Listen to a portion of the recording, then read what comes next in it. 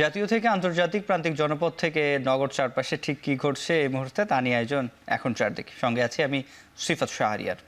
আইন শৃঙ্খলা নিয়ন্ত্রণে ফ্যাসিস্ট শেখ হাসিনা পরিবার ও আওয়ামী নেতাকর্মীর বাড়ির রাজনৈতিক কার্যালয়ে হামলা বন্ধের আহ্বান জানিয়েছেন প্রধান উপদেষ্টা ডক্টর মোহাম্মদ ইউনূস। এ সময় দেশের চলমান পরিস্থিতিতে কোনো নাগরিকের জানমালের ক্ষতি ও হামলা থেকে বিরত থাকার আহ্বান জানান তিনি। শুক্রবার দুপুরে প্রধান উপদেষ্টার প্রেস উইং থেকে পাঠানো বিবৃতিতে এই আহ্বান করা হয়। এতে বলা হয়, আইন শৃঙ্খলা পরিস্থিতি স্বাভাবিক রাখতে ফ্যাসিস্ট শেখ হাসিনা ও কোনো রাজনৈতিক নেতার বাড়িতে হামলা না করছে নাগরিকদের প্রতি আহ্বান জানানো হয়। সরকার আইন শৃঙ্খলা রক্ষা এবং সকল বাংলাদেশের জীবন ও সম্পদ রক্ষায় কাজ করছে বলে উল্লেখ করা হয় বিবৃতিতে। বলা হয়, নতুন বাংলাদেশ বিনির্মাণে বাধাগ্রস্ত করছে ফ্যাসিস্ট হাসিনা ভারতে বসে উস্কানি ও অপতৎপরতা চালিয়ে যাচ্ছেন। যদি কোনো ধরনের উস্কানিমূলক কার্যকলাপের মাধ্যমে দেশকে অস্থিতিশীল করার চেষ্টা করা হয়, তাহলে আইন প্রয়োগকারী সংস্থাগুলো অবিলম্বে বিশৃঙ্খলা ও নৈরাজ্য সৃষ্টি করার জন্য কঠোর ব্যবস্থা নেবে। শেখ হাসিনার বক্তব্যে ভারতের কোনো ভূমিকা নেই। তার বক্তব্যের সঙ্গে ভারত সরকারের অবস্থানকে এক করে ফেললে দ্বিপক্ষীয় সম্পর্কের জন্য তা ইতিবাচক হবে না। শুক্রবার বিকেলে নয়াদিল্লিতে বাংলাদেশের ভারপ্রাপ্ত হাই কমিশনারকে তলব করে এ কথা জানায় ভারতের পররাষ্ট্র মন্ত্রণালয়। ভারতের পররাষ্ট্র মন্ত্রণালয় জানায়, বাংলাদেশ সরকারের নিয়মিত বিবৃতিগুলোতে ভারতের ক্রমাগত নেতিবাচকভাবে চিত্রায়িত করা হচ্ছে। বাংলাদেশের এসব বিবৃতিই বর্তমান নেতিবাচক পরিস্থিতির জন্য দায়ী উল্লেখ করে বিবৃতিতে আরও বলা হয়, বাংলাদেশের সঙ্গে ইতিবাচক গঠনমূলক ও পরস্পরের জন্য মঙ্গলজনক একটি সম্পর্ক চায় ভারত। সাম্প্রতিক সময়ে বিভিন্ন উচ্চ পর্যায়ের বৈঠকেও সে কথা তুলে ধরা হয়েছে। এর আগে গতকাল বৃহস্পতিবার ঢাকায় নিযুক্ত ভারতের ভারপ্রাপ্ত হাই কমিশনারকে তলব করে প্রতিবাদ জানিয়েছিল পররাষ্ট্র মন্ত্রণালয়। শেখ হাসিনা ক্রমাগত মিথ্যা ও বানোয়াট মন্তব্য ও বিবৃতি দিচ্ছেন উল্লেখ করে পররাষ্ট্র মন্ত্রণালয় বলছেন, শেখ হাসিনা এই ধরনের কর্মকাণ্ড বাংলাদেশের প্রতি একটি শত্রুতামূলক কাজ হিসেবে বিবেচিত এবং দুই দেশের মধ্যে একটি সুস্থ সম্পর্ক স্থাপনের প্রচেষ্টার জন্য সহায়ক নয়।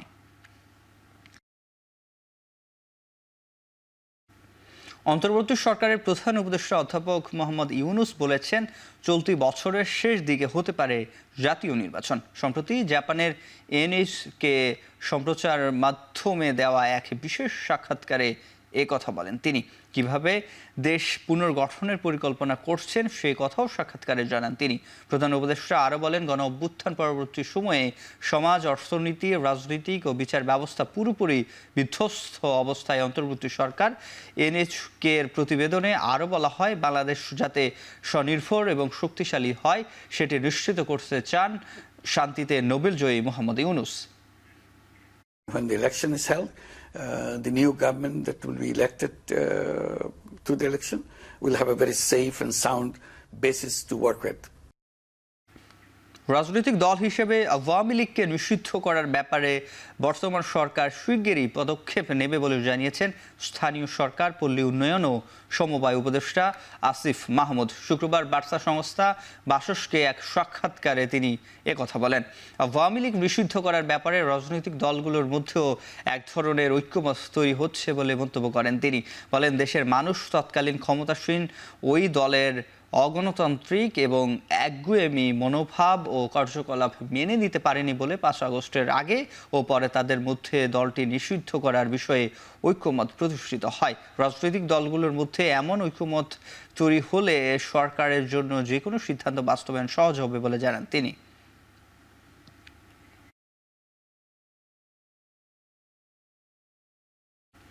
জুলাই ঘোষণাপত্র বন্ধ করার কোনো অধিকার রাষ্ট্রের নেই বলে মন্তব্য করেছেন কবি ও চিন্তক ফরহাদ মজহার। জাতীয় নাগরিক কমিটির প্রতিনিধি সভায় সংবিধান বাতিলেরও দাবি জানান তিনি। ছাত্র জনতার জানান, চলতি মাসে আসছে ছাত্র জনতার নতুন রাজনৈতিক দল। এরই মধ্যে সারা দেশে 290টির বেশি থানা ও ঢাকা মহানগরীর 39টি থানায় প্রতিনিধি কমিটি দিয়েছে জাতীয় নাগরিক কমিটি। কোনো উপদেষ্টা নতুন রাজনৈতিক দলে যোগ দিতে চাইলে তাকে অবশ্যই সরকার থেকে পদত্যাগ করতে হবে বলে জানান জাতীয় নাগরিক কমিটির সদস্য সচিব আফসার হোসেন। সভায় নাগরিক কমিটির মুখ্য সংগঠক সার্জিস আলম বলেন, জুলাই অভ্যুত্থানের মূল শক্তি ছিল গণতান্ত্রিক নেতৃত্ব, নতুন রাজনৈতিক দল হবে অংশগ্রহণমূলক।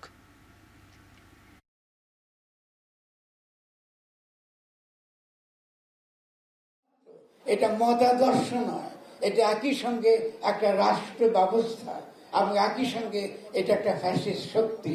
এই তিনটাকে আলাদা করে আপনাদেরকে লড়াই, আগামী দিনের রণনীতি এবং রণকৌশল আপনাদেরকে প্রণয়ন করতে হবে। কোনো প্ল্যাটফর্মই কোনো ব্যক্তিকেন্দ্রিক প্ল্যাটফর্ম না।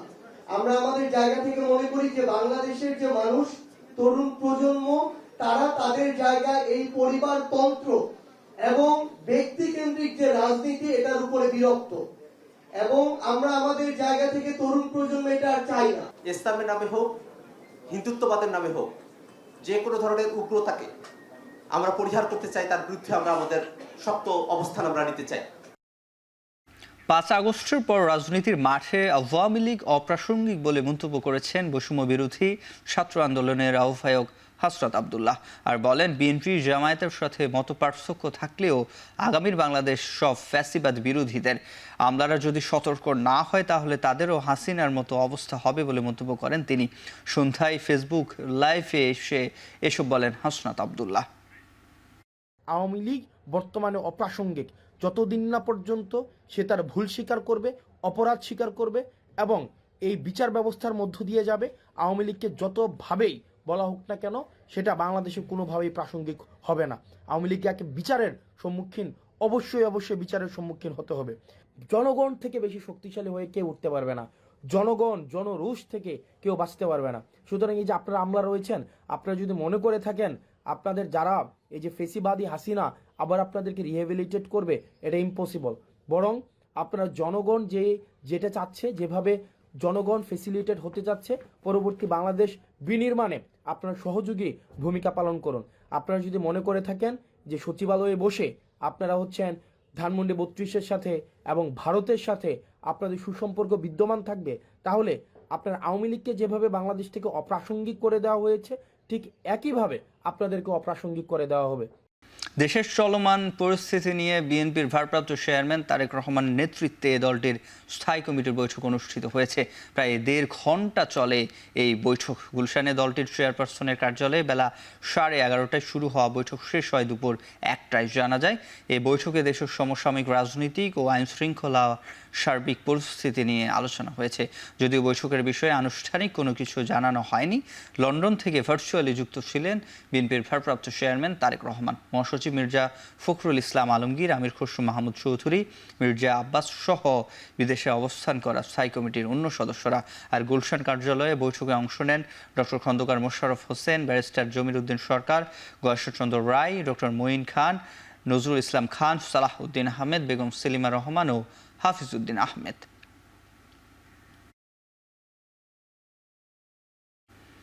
উস্কানিমূলক যে কোনো পদক্ষেপ অংশ নিয়ে দেশে নৈরাজ্য সৃষ্টি করলে গণতান্ত্রিক প্রক্রিয়ায় উত্তরণের পথে বাধা আসতে পারে বলে মন্তব্য করেছেন বিএনপির স্থায়ী কমিটির সদস্য সালাহ উদ্দিন আহমেদ। বিকেলে 5:30টার দিকে কক্সবাজার বিমানবন্দরের সাংবাদিকদের এক প্রশ্নের জবাবে তিনি একথা বলেন।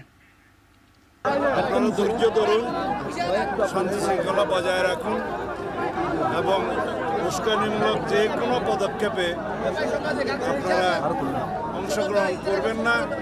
দেশে নৈরাজ্যকর পরিস্থিতির সৃষ্টি হলে ভবিষ্যতে গণতন্ত্রের পথে গণতান্ত্রিক প্রক্রিয়ায় উত্তরণের জন্য আমাদের বাধা আসতে পারে। অন্তর্বর্তীকালীন সরকারকে অনুরোধ করব, আপনারা শক্ত হাতে আইন শৃঙ্খলা পরিস্থিতি নিয়ন্ত্রণ করুন।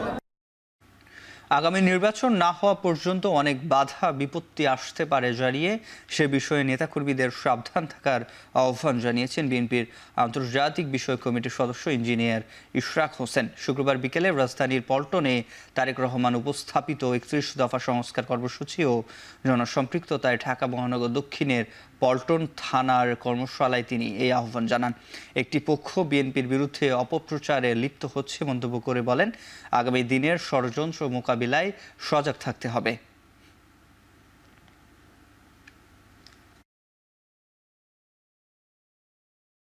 আগামী নির্বাচন না হওয়া পর্যন্ত যে ধরনের বাধা বিপত্তি আসতে পারে সেই ব্যাপারে সজাগ থাকতে হবে। বিএনপি কিন্তু কোনো ছোট দল না, বিএনপিকে যে ধাক্কা দিয়ে ফেলে দিবেন সেটা কোনোদিনও সম্ভব না। বিএনপির জায়গাতেই ছিল। আমরা কারো দয়া নিয়ে রাজনীতি করি না। আমাদের লক্ষ্য জনগণের অধিকার জনগণকে ফিরিয়ে দেওয়া, একটা সুষ্ঠু সঠিক নিরপেক্ষ নির্বাচনের মাধ্যমে রাষ্ট্র ক্ষমতা একটা নির্বাচিত সরকারের কাছে হস্তান্তর করা। দেশের আইন শৃঙ্খলা পরিস্থিতি ও স্থিতিশীলতা বজায় রাখার আহ্বান জানিয়েছেন জামায়াত ইসলামীর সেক্রেটারি জেনারেল অধ্যাপক মিয়া গোলাম পরোয়ার। শুক্রবার গণমাধ্যমে পাঠানো এক বিবৃতিতে তিনি এই আহ্বান জানান। বলেন, গত 3 দিন ধরে দেশের বিভিন্ন জায়গায় যেসব অনাকাঙ্ক্ষিত কর্মকাণ্ড হচ্ছে তা বিবেক ও দায়িত্ববোধের জায়গা থেকে সমর্থনযোগ্য নয়। এসব কর্মকাণ্ডে কোনোভাবে দায়িত্বশীল নাগরিক সম্পৃক্ত হতে পারেন না বলেও মন্তব্য করেন তিনি। আর বলেন, আইন নিজের হাতে তুলে নেয়ার মধ্যে কোনো কল্যাণ নেই।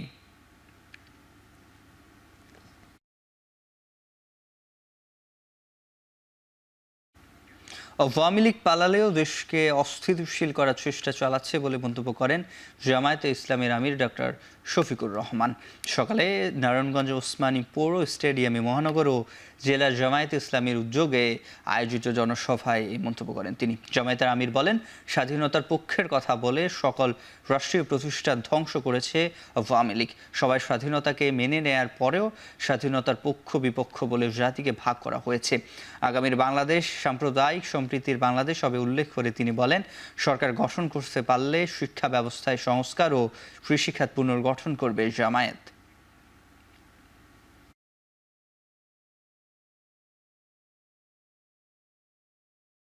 চুয়ান্নটা বছর এই জাতিকে বিভিন্নভাবে ভাগ বিভক্ত টুকরা টুকরা করে রাখা হয়েছে। এই কাজটা সুকৌশলে আওয়ামী লীগ করেছিল। স্বাধীনতা যুদ্ধে যার যে ভূমিকা ছিল মানুষই তার সাক্ষী। কিন্তু দেশটা স্বাধীন হওয়ার পরে কেউ কি জনসভা করে, রাস্তায় নেমে মিছিল করে, পত্রিকায় বিবৃতি দিয়ে অথবা কোনো জায়গায় একটা বক্তব্য রেখে বলেছে যে আমরা বাংলাদেশের স্বাধীনতা মানি না? রাজনীতির ধান্দা, গদিতে কিভাবে যাব এবং কিভাবে থাকবো।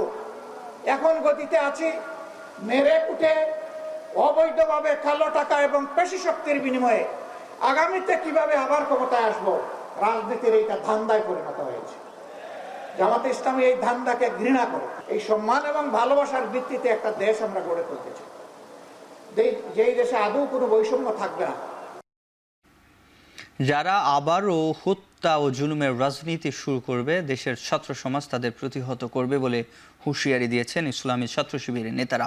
সংগঠনটির 48তম প্রতিষ্ঠা বার্ষিকী উপলক্ষে ঢাকা মহানগরের উদ্যোগে আয়োজিত র্যালি শেষে এই হুঁশিয়ারি দেন তারা। শুক্রবার সকালে ঢাকা বিশ্ববিদ্যালয় কেন্দ্রীয় মসজিদের সামনে থেকে র্যালিটি শুরু হয়ে 0 পয়েন্টে গিয়ে শেষ হয়। পরে মুক্তাঙ্গনে সংক্ষিপ্ত সমাবেশে বক্তব্য রাখেন সংগঠনের কেন্দ্রীয় সভাপতি জাহিদুল ইসলাম, সেক্রেটারি জেনারেল নুর ইসলাম সহ ঢাকা মহানগর ও কেন্দ্রীয় নেতারা।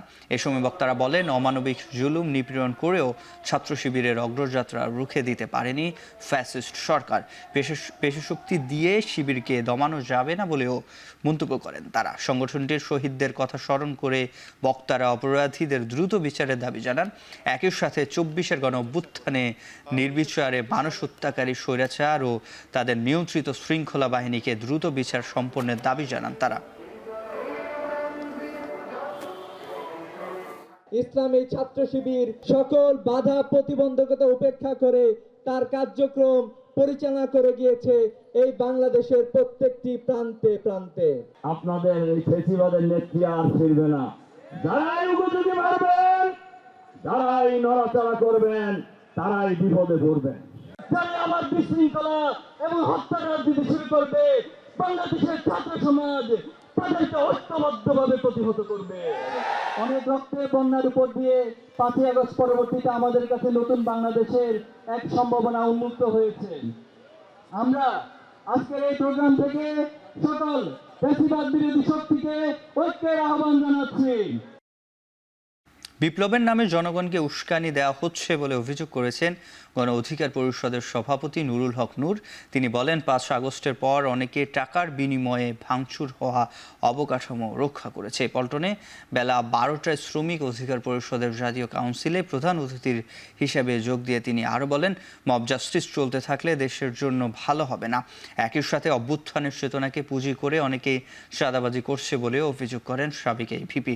বর্তমান অন্তর্বর্তী সরকারের সংস্কারের গতি নিয়েও প্রশ্ন তোলেন গণ অধিকার পরিষদের সভাপতি। এ সময় তিনি বলেন, বিগত সরকার সংবিধানে দোহাই দিয়ে মানুষের ভোটের অধিকার হরণ করেছে। সংকট সমাধানে দ্রুত সময়ের মধ্যে অন্তর্বর্তী সরকারকে নির্বাচন দেওয়ার আহ্বান জানান গণ অধিকার পরিষদের সভাপতি। বলেন, একপাক্ষিক উপদেষ্টা পরিষদ দিয়ে দেশ চলবে না। বিপ্লবের নামে জনগণকে উস্কানি দিয়ে আরেকটা দেশে নৈরাজ্য তৈরি করার একটা প্রয়াস নিয়ে তারপরে যেন থার্ড পার্টি ক্ষমতা টেক ওভার করতে পারে, আবার যেন আমরা ভুক্তভোগী হই, সেই পরিস্থিতির দিকে আমাদেরকে ঠেলে দিচ্ছে। তাহলে আমরা যে তাদেরকে বিশ্বাস করে বসিয়েছিলাম, আস্থার জায়গা থেকে চিন্তা করেছিলাম, তারাই তো আস্থা এবং বিশ্বাস দুটোই নষ্ট করতেছে।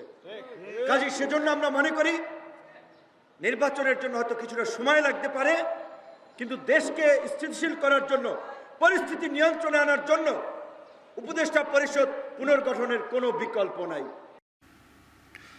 বাংলাদেশের বর্তমান পরিস্থিতির জন্য ভারত অধিকাংশে দায়ী জানিয়ে প্রধান উপদেষ্টার ডেপুটি প্রেস সচিব আজাদ মজুমদার বলেছেন, বাংলাদেশ থেকে পালিয়ে যাওয়া ব্যক্তিকে আশ্রয় দিয়ে কথা বলার সুযোগ করে দেয় কারণেই ঘটেছে এইসব ঘটনা। রাতে চট্টগ্রাম প্রেস ক্লাবে সাংবাদিকদের সাথে সাক্ষাতে এই মন্তব্য করেন তিনি।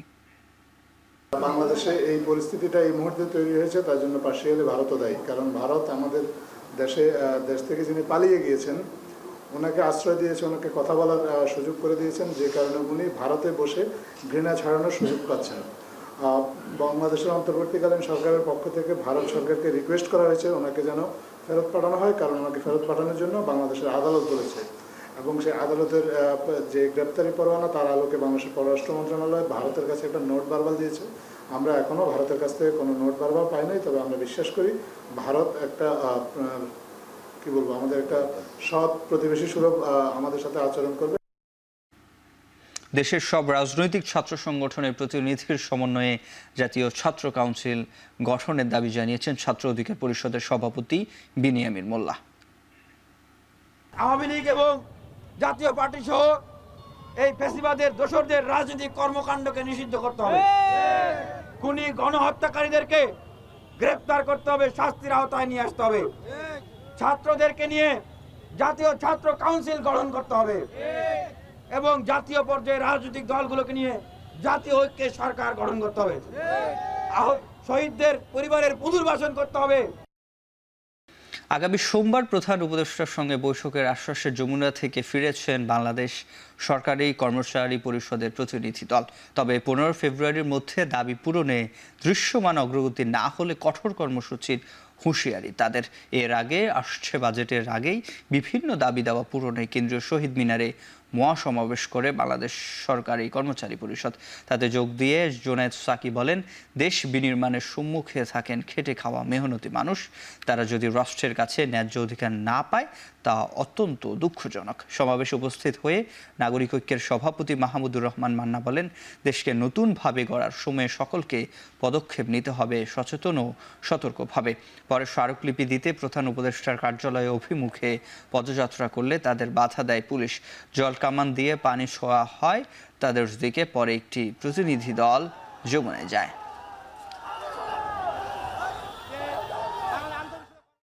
উপদেষ্টা পরিষদকে 15 তারিখ পর্যন্ত সময় বেঁধে দিয়েছি। 15 তারিখের মধ্যে যদি আমাদের দাবির বিষয় গুরুত্ব না পায়, আমরা পে কমিশন গঠন যদি না করে, আমাদেরকে অন্তর্বর্তীকালীন সময়ের জন্য 50% মহার্ঘ ভাতা না দেয়, আমরা 16 তারিখ থেকে আমরা জনসচেতনতা সৃষ্টির জন্য আমরা লিফলেট বিতরণ সহ আমরা আমাদের সভা সমাবেশ, আঞ্চলিক সমাবেশ করবো ইনশাল্লাহ। বৈষম্য বিরোধী ছাত্র আন্দোলনের শহীদদের এককালীন অনুদান দেয়া শুরু হবে রোববার থেকে, যার উদ্বোধন করবেন প্রধান উপদেষ্টা ডক্টর মোহাম্মদ ইউনূস। বিকেলে চট্টগ্রাম শিল্পকলা একাডেমিতে জুলাই গণঅভ্যুত্থান বিষয়ক চিত্র প্রদর্শনী অনুষ্ঠানে একথা জানান মুক্তিযুদ্ধ বিষয়ক উপদেষ্টা ফারুকী আজম। এ সময় তিনি বলেন, সরকার জুলাই আন্দোলনের শহীদদের তালিকা গুরুত্বের সঙ্গে দেখছেন, একই সঙ্গে আহতদের তালিকা প্রণয়নের কাজও চলমান। জুলাই আন্দোলনের সাথে ৭১-এর তুলনা করতে গিয়ে উপদেষ্টা বলেন, ৭১-এর শত্রু ছিল চিহ্নিত, লড়াইয়ের উভয় পক্ষই ছিল সশস্ত্র, তবে এবার লড়াই হয়েছে নিজেদের সাথে। তরুণরা এই লড়াইয়ে নেতৃত্ব দিয়েছেন। যত সময় গড়াবে গণতন্ত্রের এই আন্দোলনে আরও তরুণ যুক্ত হবে বলেও জানান তিনি। এসবের চট্টগ্রাম সিটি কর্পোরেশনের পক্ষ থেকে শহীদ পরিবারকে ১ লাখ টাকা করে অনুদানের ঘোষণা দেন চট্টগ্রাম সিটি কর্পোরেশনের মেয়র। যারা আহত হয়েছেন তাদের তালিকাও সম্পন্ন হচ্ছে। আমরা মনে করছি অতি দ্রুত আমরা এটাকে সম্পন্ন করতে পারবো। এদের পরিবারের পুনর্বাসনের জন্য, শহীদদের জন্য সরকার একটা এককালীন অনুদান ঘোষণা করেছে, যেটা আগামী রোববারে প্রধান উপদেষ্টা মহোদয় প্রথম শুরু করবেন তাদের হাতে এই অনুদানের চেক তুলে দিয়ে। পার্বত্য এলাকায় যারা লুকিয়ে থেকে সন্ত্রাসী কর্মকাণ্ড পরিচালনা করছে তাদের স্বাভাবিক জীবনে ফিরে আসার আহ্বান জানিয়েছেন নৌপরিবহন, শ্রম ও কর্মসংস্থান মন্ত্রণালয়ের উপদেষ্টা ডক্টর এম শাখাওয়াত হোসেন। দুপুরে বান্দরবান সদরের বৌদ্ধ অনাথালয় পরিদর্শন শেষে সাংবাদিকদের একথা বলেন তিনি।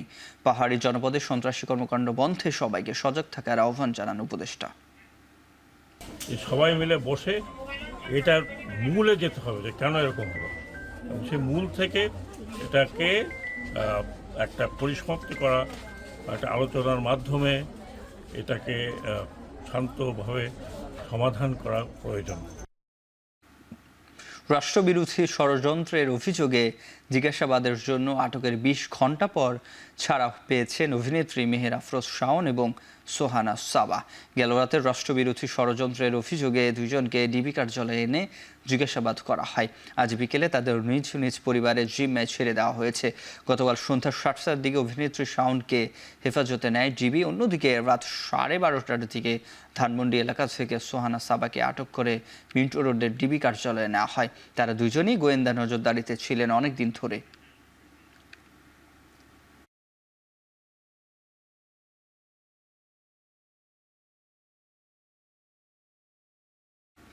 বৈষম্য বিরোধী আন্দোলনে চলাকালে সংযুক্ত আরব আমিরাতে কর্মসূচি পালনকারী বাংলাদেশিদের এখনও গ্রেফতার করা হচ্ছে জানিয়ে দ্রুত দুই দেশের সরকার পর্যায়ে এ নিয়ে আলোচনার দাবি জানিয়েছেন সেখান থেকে আসা প্রবাসীরা। শুক্রবার সকালে জাতীয় প্রেস ক্লাবে আয়োজিত সংবাদ সম্মেলনে এসব কথা জানান তারা। দেশকে ভালোবেসে বিদেশের আইনকে ভয় না পেয়ে আপামর জনগণের সঙ্গে দূর থেকে আন্দোলনে সামিল হয়েছিল উল্লেখ করে সংবাদ সম্মেলনে সরকারি উদ্যোগে বিনা খরচে বিদেশ পাঠানো, বয়স্কদের ভাতার ব্যবস্থা করা সহ একাধিক দাবি উত্থাপন করেন তারা।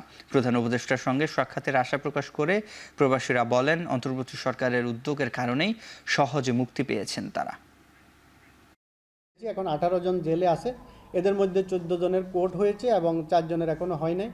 ইতিমধ্যে হয়তো হেফাজত থেকে আরও অনেককে আনবে এবং এই গ্রেপ্তার প্রক্রিয়াটা যে চলছে, আমরা আশা করি আমাদের সরকার প্রধান যদি সে দেশের সরকার প্রধানের সাথে কথা বলে তারা এই মামলাটা এখানে শেষ করতে পারে। মামলাটা যদি আর কন্টিনিউ না করে আমাদের আর কোনো রায় নতুন করে ক্ষতিগ্রস্ত হবে না। বিগত সরকারের আমলে নির্যাতন ও গুমের ঘটনায় বিচার দাবি করে চট্টগ্রামের বিক্ষোভ ও সমাবেশ করেছে ভুক্তভোগী পরিবার। দুপুরে জুমার নামাজ শেষে জমিয়াতুল ফালাহ মসজিদ সড়কে এই বিক্ষোভ সমাবেশ করেন তারা। এ সময় ভুক্তভোগী ও তাদের স্বজনরা বলেন, বিগত সরকারের সময় চট্টগ্রামে যারা গুম হয়েছেন তাদের অনেককে এখনও খোঁজ পাওয়া যায়নি। অনেকেই মানুষকে দিনে দুপুরে সাদা পোশাকে ঘর থেকে তুলে নেওয়া হয়েছে, চালানো হয় অমানসিক নির্যাতন। এছাড়া মামলা, নির্যাতন, নিপীড়নের শিকার হয়েছেন অনেকেই, কিন্তু সেসব আইনশৃঙ্খলা বাহিনীর সদস্যরা এসব ঘটনায় জড়িত তাদের বিচার নিশ্চিত হয়নি। তাই দ্রুত সময়ের মধ্যে এসব ঘটনায় জড়িতদের চিহ্নিত করা, সঠিক তদন্ত ও গুম হওয়া মানুষের খুঁজে বের করার দাবি জানান ভুক্তভোগীরা। 3 দিন পর কর্মবিরতি প্রত্যাহার করেছে চট্টগ্রামের প্রাইম মুভার ট্রেলার শ্রমিকরা। শুক্রবার রাতে প্রশাসনের আশ্বাসে এই কর্মবিরতি প্রত্যাহারের ঘোষণা দেন তারা। এর আগে মঙ্গলবার রাতে চট্টগ্রামের ডিসি পার্কের কর্মীদের সাথে প্রাইম মুভার চালকদের সংঘর্ষের ঘটনা ঘটে। মারধরের শিকার হন প্রাইম মুভার ও ট্রেলার চালকরা।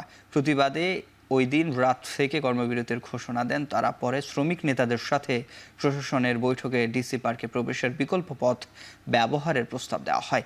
আলোচনা ফলপ্রসূ হওয়ায় কর্মবিরতি প্রত্যাহার করা হয় বলে জানান শ্রমিক নেতারা।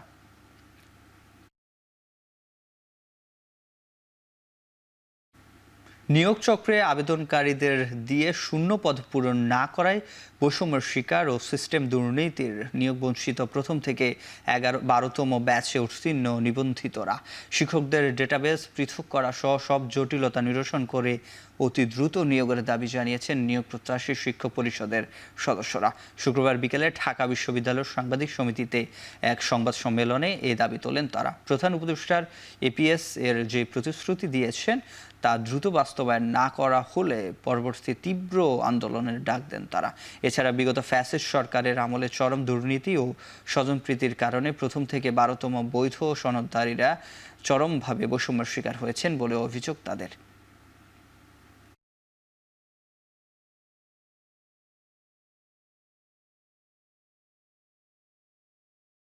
পাঁচটি গণবিজ্ঞপ্তি দিয়েছে এবং 5টি গণবিজ্ঞপ্তিতেই আমাদের আবেদন ছিল, অথচ ওই সব পদ পূরণ না করার মাধ্যমে, ওই পদগুলো জিরিয়ে রাখার মাধ্যমে, ওই পদগুলো শূন্য পদ রাখার মাধ্যমে আমাদের বারবার নিয়োগ বঞ্চিত করেছে।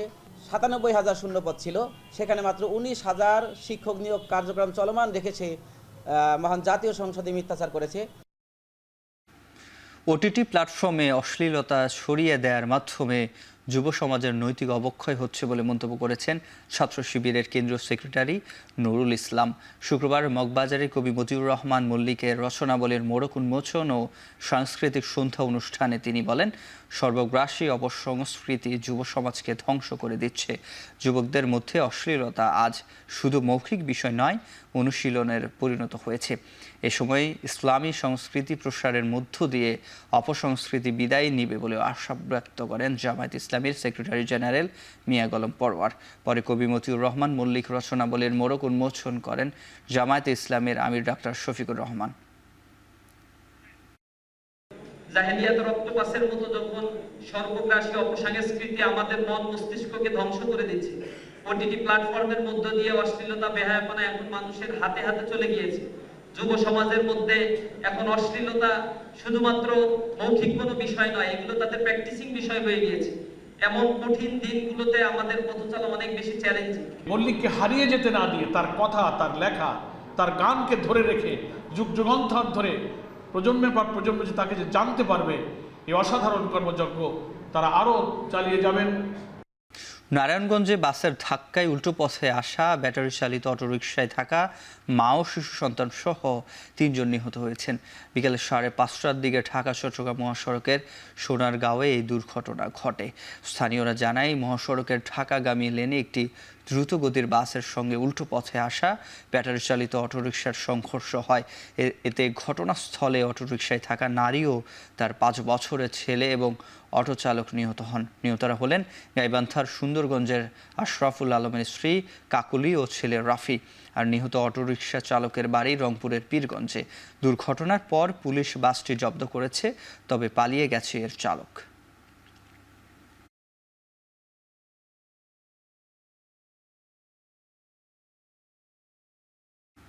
ময়মনসিংহে শুরু হয়েছে 2 দিনের বাংলাদেশ ইউথ ক্যাডেট ফোরামের ক্যাম্প ব্রহ্মপুত্র 2025। ময়মনসিংহ কৃষি বিশ্ববিদ্যালয়ের হাই স্কুল মাঠে এই ক্যাম্প অনুষ্ঠিত হয়। সকালে জাতীয় পতাকা এবং সংগঠনের পতাকা উত্তোলনের মাধ্যমে শুরু হয় ক্যাম্পাসের আনুষ্ঠানিকতা। ঢাকা, সিলেট, রংপুর সহ বাংলাদেশের বিভিন্ন জায়গা থেকে এসে যোগ দেন প্রাক্তন ক্যাডেটরা। তরুণ ক্যাডেটদের উপস্থিতিতে অনুষ্ঠিত হয় আলোচনা সভা।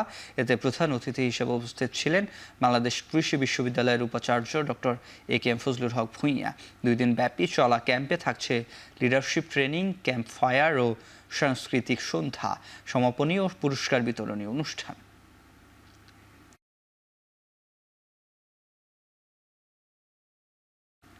কুমিল্লার ঐতিহ্যবাহী শিক্ষা প্রতিষ্ঠান our lady of Fatima girls high স্কুলের 75 বছর পূর্তি উপলক্ষে পুনর্মিলনী অনুষ্ঠিত হয়েছে। এএলএফ অ্যালামনাই অ্যাসোসিয়েশনের উদ্যোগে সাবেক ও বর্তমান শিক্ষার্থীদের নিয়ে এই আয়োজন করা হয়। শুক্রবার সকালে বেলুন উড়িয়ে ও র্যালির মাধ্যমে দিনব্যাপী অনুষ্ঠানের কার্যক্রম শুরু হয়। এতে অংশ নেন স্কুল প্রতিষ্ঠার পর থেকে প্রায় সকল ব্যাচের শিক্ষার্থীরা। আয়োজন করা হয় স্মৃতিচারণ, বিভিন্ন খেলাধুলা, সাংস্কৃতিক অনুষ্ঠান ও পুরস্কার বিতরণী। পুনর্মিলনী অনুষ্ঠানে পুরনো সহপাঠী ও বন্ধুদের পেয়ে উচ্ছ্বসিত ওঠেন প্রাক্তন শিক্ষার্থীরা। অনুষ্ঠানে প্রধান অতিথি হিসেবে উপস্থিত ছিলেন সুপ্রিম কোর্টের বিচারপতি মামনুন রহমান। এছাড়াও বিদ্যালয় পরিচালনা কমিটি ও আয়োজক কমিটির উপদেষ্টা ও বিশিষ্ট ব্যক্তিবর্গ এই সময় উপস্থিত ছিলেন।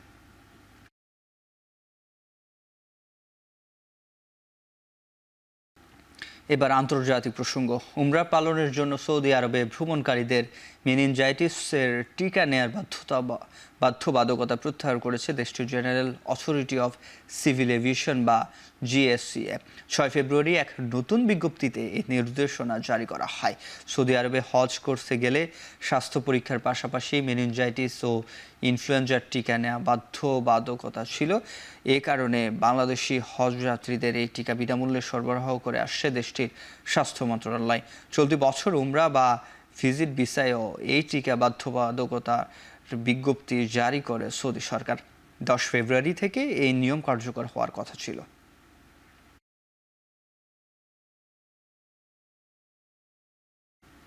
যুদ্ধবিরতি চুক্তি অনুযায়ী শনিবার আরও 3 ইসরায়েলি বন্দীকে মুক্তি দিতে যাচ্ছে হামাস।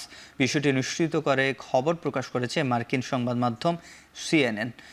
এরই মধ্যে বন্দীদের নাম প্রকাশ করেছে সশস্ত্র গোষ্ঠীটি। এরা হলেন 56 বছর বয়সী বেন এমি, 52 বছর বয়সী ইলি সারাবি ও 34 বছর বয়সী অর ব্লেডি, যাদের সবাইকে গেল 7 অক্টোবর আটক করে নিয়ে যায় হামাস। গেল মাসে যুক্তরাষ্ট্রের মধ্যস্থতায় কাতারে যুদ্ধবিরতির ঐক্যমতে পৌঁছায় হামাস ও ইসরায়েল। চুক্তি অনুযায়ী এই পর্যন্ত 18 বন্দীকে মুক্তি দিয়েছে হামাস। বিনিময়ে 583 ফিলিস্তিনি তেল আবিবের কারাগার থেকে বন্দিদশার সমাপ্তি হয়েছে।